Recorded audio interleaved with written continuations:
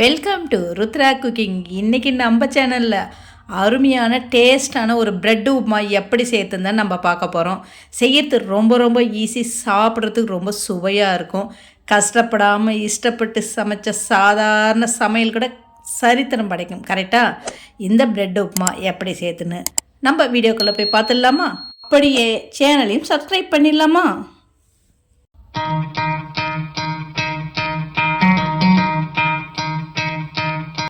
இந்த ப்ரெட் உப்புமா செய்யறதுக்கு ஒரு தோசை தவா எடுத்திருக்கேன். நான் ஒரு பாக்கெட் ப்ரெட்டு எடுத்திருக்கேன்.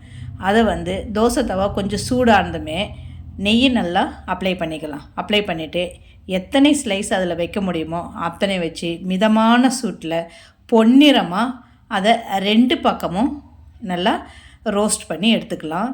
இது நல்லா ஒரு மொறுன்னு வர மாதிரி கொஞ்சம் ரோஸ்ட் பண்ணால் சாப்பிடும்போது நல்லா டேஸ்ட்டாக இருக்கும்.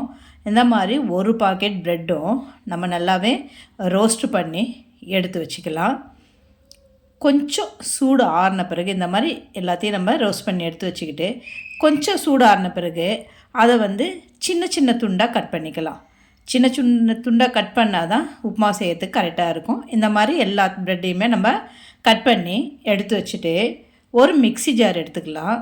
அதில் வெங்காயம் நம்ம எவ்வளோ ப்ரெட் எடுத்துக்கணுமோ அதுக்கு தகுந்த மாதிரி நான் இப்போ ஒரு பாக்கெட் எடுத்ததுக்கு 200 கிராம் வெங்காயம் போட்டிருக்கேன். ஒரு 1/4 கிலோ தக்காளி போட்டிருக்கேன்.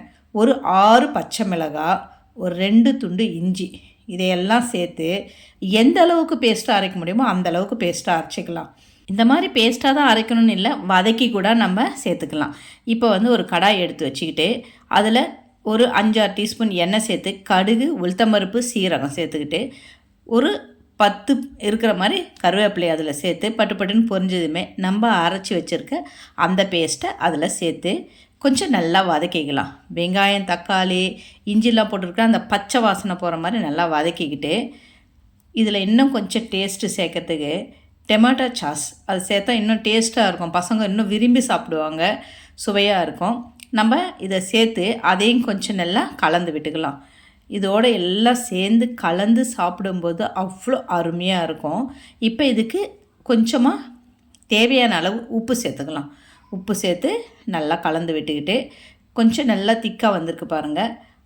பச்சை வாசனை போகிற மாதிரி நம்ம நல்லா கலந்து விட்டுட்டு இப்போ நம்ம கட் பண்ணி வச்சுருக்கிற அந்த ப்ரெட்டு ஸ்லைஸை இதில் சேர்த்துக்கலாம்.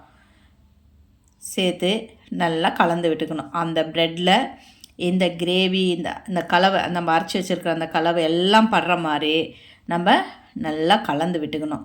பசங்க ஸ்கூலுக்கு ஸ்நாக்ஸாக கொடுத்தோம்னா ரொம்ப விரும்பி சாப்பிடுவாங்க. இல்லை ஈவினிங் ஸ்கூல்லேருந்து வந்த பிறகு இந்த மாதிரி ஒரு வித்தியாசமான உப்புமா செஞ்சு கொடுத்தா அவங்களும் விரும்பி சாப்பிடுவாங்க. இதில் சின்னவங்க மட்டும் இல்லை, பெரியவங்களுக்கு கூட இந்த மாதிரி செஞ்சு கொடுத்தா அவ்வளோ டேஸ்ட்டாக இருக்கும். பெரியவங்களும் சாப்பிட்லாம், ரொம்ப நல்லாயிருக்கும். இப்போ நல்லா கலந்து விட்டாச்சு. கடைசியாக கொஞ்சம் கொத்தமல்லி தழை எடுத்து அது மேலே லேசாக தூவி விட்டுடலாம். தூவி விட்டோம்னா அற்புதமான ப்ரெட்டு உப்புமா நம்மளுக்கு கிடச்சிடுச்சு. இதை சுட சுட தட்டில் பரிமாறி சாப்பிட்டோம்னா இந்த மாதிரி குளிர் சீசனுக்கு சும்மா சில்லுன்னு இருக்கும்போது ஈவினிங் ஸ்நாக்ஸாக இது சாப்பிட்லாம். சாப்பிட்டா அவ்வளோ அருமையாக இருக்கும். நீங்களும் ஒரு வாட்டி இதை வீட்டில் ட்ரை பண்ணி பார்த்துட்டு மறக்காமல் நம்ம சேனலை சப்ஸ்கிரைப் பண்ணிக்கோங்க. சமையல் பண்ணுங்கள். ரொம்ப சந்தோஷமாக இருங்க. இந்த வீடியோ உங்களுக்கு பிடிச்சிருந்தா உங்கள் ஃபேமிலி அண்டு ஃப்ரெண்ட்ஸுக்கு ஷேர் பண்ணுங்கள். நன்றி, வணக்கம், வாழ்க வளமுடன்.